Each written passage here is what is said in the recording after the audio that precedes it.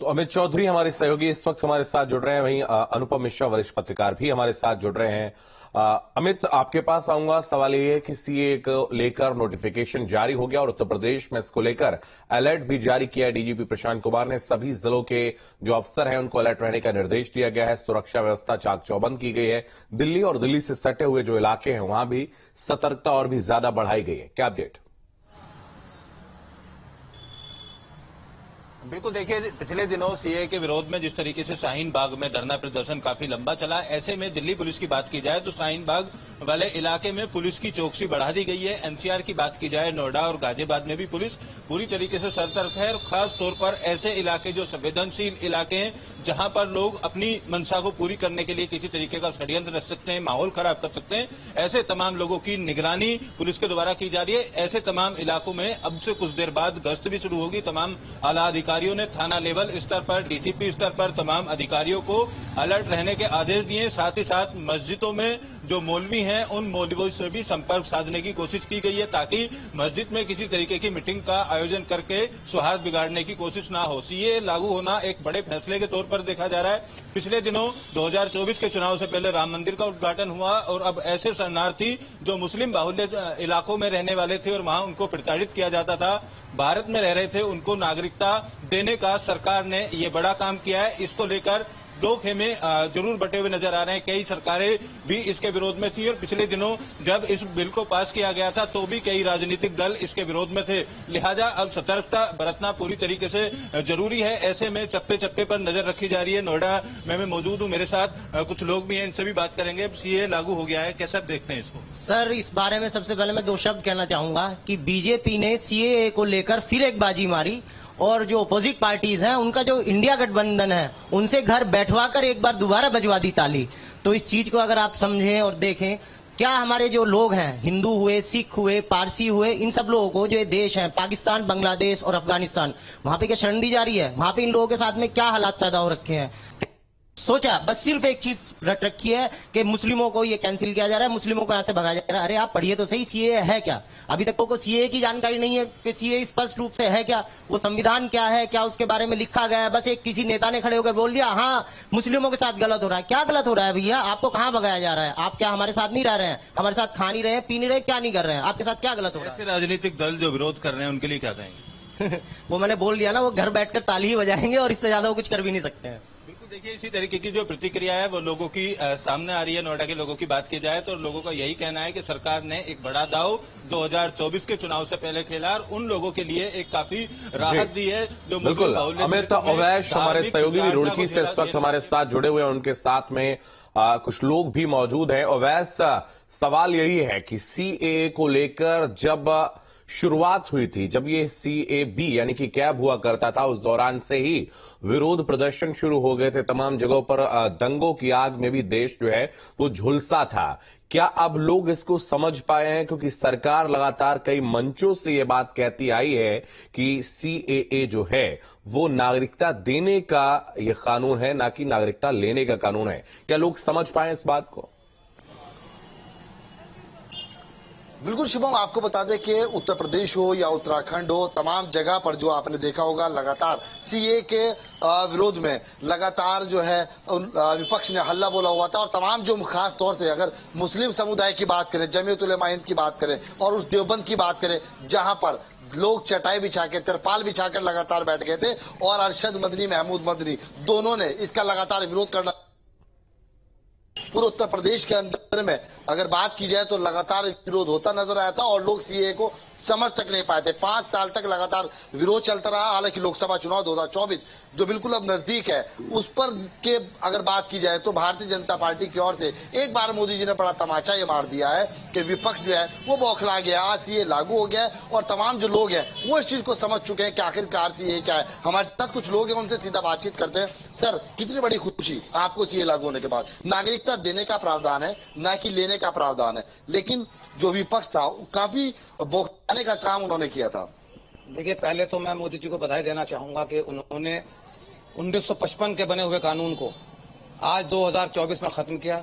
इतने भारी विरोध और पूरे हिंदुस्तान के अंदर इतनी के खिलाफ मुखालफत हुई है, उसके बाद इस कानून को उन्होंने आज पास कराने में कामयाबी पाई। मैं इसके लिए अमित शाह जी को और तीसरी बार के प्रधानमंत्री बनने वाले श्री नरेंद्र मोदी जी को बधाई देता हूं। इसके अंदर कहीं से कहीं तक भी देखेगा कि मुसलमान को घबराने की जरूरत नहीं है। आपकी नागरिकता छीनी नहीं जा रही है। जो हमारे पड़ोसी मुल्क है पाकिस्तान, बांग्लादेश या अफगानिस्तान, वहां से आए हुए अल्पसंख्यकों को इसमें नागरिकता दी जाएगी। रही बात इस कानून के अंदर क्या अभी संशोधन किया गया है, ये तो अभी 15 मिनट पहले लागू हुआ है, इसे पढ़ा जाएगा। और देखिए कानून बनते रहते हैं और उनके अंदर अमेंडमेंट होता रहता है। कई कानून बने हैं, कई कानून के अंदर फिर अमेंडमेंट करके उन्हें सही किया गया है। अगर कोई इसके अंदर खामी होगी या कुछ होगी तो मोदी जी सबका साथ और सबका विकास का नारा लेके चल रहे हैं और मुझे उम्मीद है कि वो ऐसा कोई भी काम नहीं करेंगे जिससे कि किसी एक खास वर्ग को इसकी शिकायत हो। रही बात इसके अंदर, इस कानून के अंदर क्या अमेंडमेंट हुआ है, कैसे हुआ है, वो तो पढ़ने की जरूरत है अभी, क्योंकि अभी 15 मिनट पहले कानून पास हुआ है तो अभी इसमें पढ़ा नहीं है हमने। बाकी मोदी जी इसके लिए बधाई के पात्र हैं, क्योंकि पहले ये 11 साल के लिए थी। 11 साल में से जो लोग यहाँ रह रहे थे उनको नागरिकता का आवेदन देने का हकदार थे। अब इसके अंदर 5 साल कर दिए गए हैं। अब जो लोग बाहर से आए हुए यहाँ 5 साल तक रह रहे हैं वो नागरिकता के लिए आवेदन कर सकते हैं और उन्हें नागरिकता मिल जाएगी। रही बात मोदी जी की, तो मोदी जी के अंदर की रिकॉर्ड बुक में एक और उपलब्धि हासिल हो गई है। जैसे उन्होंने धारा 370 खत्म की, उसके अलावा कई ऐसे कानून बनाए जो देश को उनकी अब जरूरत नहीं थी, जो फिलहाल विकास की जरूरत थी, देश को इसकी जरूरत थी, तो वो उसके साथ लेकर चल रहे हैं। रही सीएए की बात, इसमें मुसलमान को घबराने की कोई जरूरत नहीं है कि आपसे नागरिकता छीन ली जाएगी या आपको नागरिकता नहीं दी जाएगी। इसमें बिल्कुल कहीं से हताश होने की या निराश होने की या घबराने की कोई जरूरत नहीं है। जो भी कानून बना है वो बिल्कुल सही बना है और अगर इसके अंदर कोई अमेंडमेंट होगा तो मुझे उम्मीद है कि मोदी जी इसको भरपूर कर पाएंगे। विपक्ष के मुंह पे एक बार फिर प्रधानमंत्री नरेंद्र मोदी ने जिस तरह लोकसभा चुनाव 2024 है उससे इसको जोड़ के तमाचा मार दिया है। देखिए विपक्ष तो ना पहले था ना अब है, विपक्ष तो पहले ही बिखरा पड़ा हुआ है। आज मैं देखा मायावती कहाँ है, अखिलेश यादव कहाँ है, कांग्रेस कहाँ है। ठीक है ओवैस, वापस आपके पास आएंगे। सीएए की अधिसूचना जारी होने के बाद बीजेपी ने सोशल साइट पर पोस्ट किया है। आपको बता दें सीएए की अधिसूचना जारी हो गया और उसके बाद बीजेपी की तरफ से लिखा गया है कि जो कहा सो किया। मोदी सरकार ने नागरिकता संशोधन कानून सीएए की अधिसूचना जारी कर पूरी की अपनी गारंटी। तो ये पोस्ट सोशल साइट एक्स पर भारतीय जनता पार्टी के हैंडल से किया गया। अनुपम मिश्रा वरिष्ठ पत्रकार हमारे साथ बने हुए हैं। अनुपम जी, सीएए को लेकर पूरे देश ने एक ऐसा दौर देखा था जो अमूमन नहीं देखा जाता है। तमाम जगहों पर सार्वजनिक संपत्तियों को नुकसान पहुंचाया गया था, आगजनी हुई थी, हिंसा हुई थी, पत्थरबाजी हुई थी, पुलिसकर्मियों को चोटिल किया गया था और सार्वजनिक संपत्तियों को नुकसान पहुंचाया गया था। लेकिन आज जो है देश एक अलग दौर देख रहा है। सीएए लागू हो गया, उसको लेकर नोटिफिकेशन जारी हो गया। लगातार गृहमंत्री कई जनसभाओं से कह भी रहे थे कि लोकसभा चुनाव से पहले हो जाएगा और आज हो भी गया।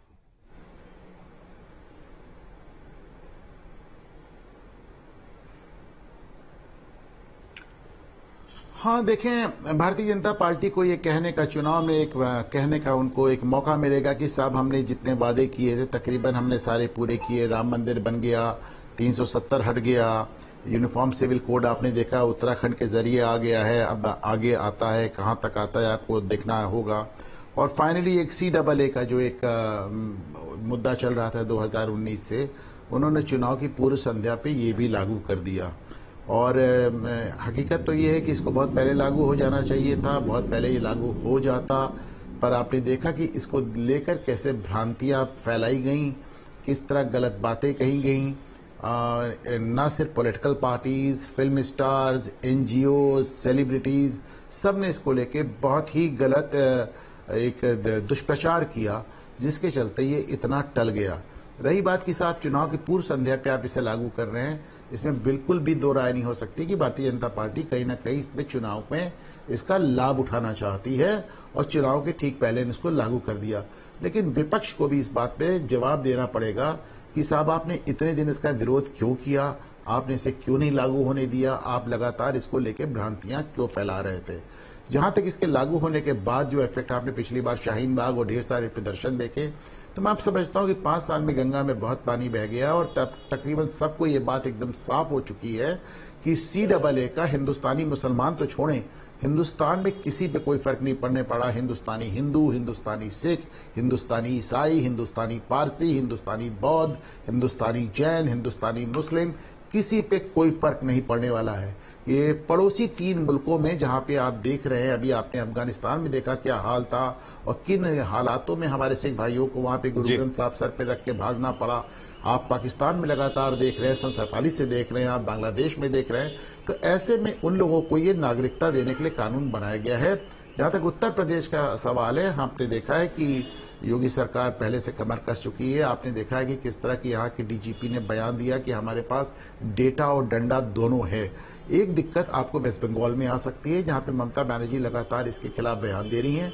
और दूसरे दिल्ली में अभी आपने देखा कि ऑलरेडी कुछ बवाल चल रहा है इंदर लोक को लेके, तो उसमें ये एक आग में घी डालने वाला काम हो सकता है। लेकिन मेरा मानना है कि जिस तरह मुस्लिम नेता और खास तौर से धार्मिक नेता सामने आकर इस बात को पुरजोर तरीके से कह रहे हैं कि इसका हिंदुस्तानी मुसलमानों पे कोई फर्क नहीं पड़ेगा, मैं समझता हूं कि शायद 2019 जैसा प्रदर्शन या विरोध इस बार बिल्कुल देखना ना पड़े। तो क्या आपको लगता है कि जो विपक्षी दल हैं इसको चुनावी मुद्दा बनाने की कोशिश करेंगे? हालांकि मुझे नहीं लगता, क्योंकि अब यह कानून की शक्ल ले चुका है और उनको इसको मानना ही होगा। लेकिन फिर भी दबे जुबान जो गैर बीजेपी शासित राज्य हैं वहां पर इसका विरोध जो है वो देखने को मिल रहा है। तौर पर निर्देश दिए गए हैं। इसमें 6 धर्मों को शामिल किया, तो आपने इसमें इस्लाम को या मुस्लिम धर्म को शामिल क्यों नहीं किया? लेकिन जाहिर सी बात है कि अफगानिस्तान में, पाकिस्तान में और बांग्लादेश में जो कानून बना है कि धार्मिक आधार पे जो लोग प्रताड़ित हो गए, तो धार्मिक आधार पे ये इस्लामिक मुल्क हैं, जाहिर सी बात है इसमें सिर्फ और सिर्फ गैर मुस्लिम ही प्रताड़ित होते हैं। तो इसमें ऐसी कोई बात है नहीं कि जिसको आप मुद्दा बनाएं। लेकिन मुद्दा तो जहां तक विपक्ष की बात है, उन्होंने 370 को भी मुद्दा बना रखा है, उन्होंने राम मंदिर को भी मुद्दा बना रखा है, यूसीसी को भी मुद्दा बना रखा है और CAA को भी कहीं ना कहीं इस मुद्दे पे बनाएंगे। लेकिन इनको जनता का कितना समर्थन हासिल हो जाएगा ये आपको 2024 के लोकसभा चुनाव में 2 महीने के अंदर पता चल जाएगा। बिल्कुल। तो CAA को लेकर नोटिफिकेशन जारी हो गया है और लगातार प्रतिक्रियाओं का दौर भी शुरू हो गया है। मुख्यमंत्री योगी आदित्यनाथ ने भी सोशल साइट एक्स पर पोस्ट किया है। उन्होंने लिखा है कि पीड़ित मानवता के कल्याणार्थ नागरिकता संशोधन अधिनियम लागू करने का निर्णय ऐतिहासिक है। इससे पाकिस्तान, बांग्लादेश व अफगानिस्तान में मजहबी बर्बरता से पीड़ित अल्पसंख्यक समुदाय के सम्मानजनक जीवन का मार्ग प्रशस्त हुआ है। मनुष्यता को आह्लादित करने वाले इस मानवीय निर्णय हेतु आदरणीय प्रधानमंत्री श्री नरेंद्र मोदी जी का आभार एवं माननीय गृह मंत्री श्री अमित शाह जी का धन्यवाद। इस अधिनियम के अंतर्गत भारत की नागरिकता प्राप्त करने जा रहे सभी भाइयों बहनों का हार्दिक अभिनंदन। तो मुख्यमंत्री योगी आदित्यनाथ ने सोशल साइट एक्स पर यह पोस्ट किया और तमाम जो लोग अब CAA से जो लाभार्थी होंगे, जो इसकी वजह से भारत के नागरिक कहलाएंगे, उनको भी शुभकामनाएं मुख्यमंत्री योगी आदित्यनाथ ने दी हैं।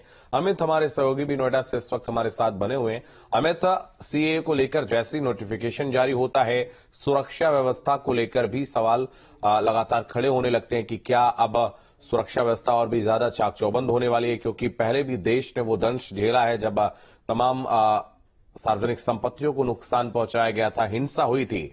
और ऐसे में DGP ने अब कहा है कि जो सभी जिलों के अफसर हैं वो अलर्ट पर रहें। क्या कुछ सुरक्षा व्यवस्था नोएडा में इस वक्त देखने को मिल रही है?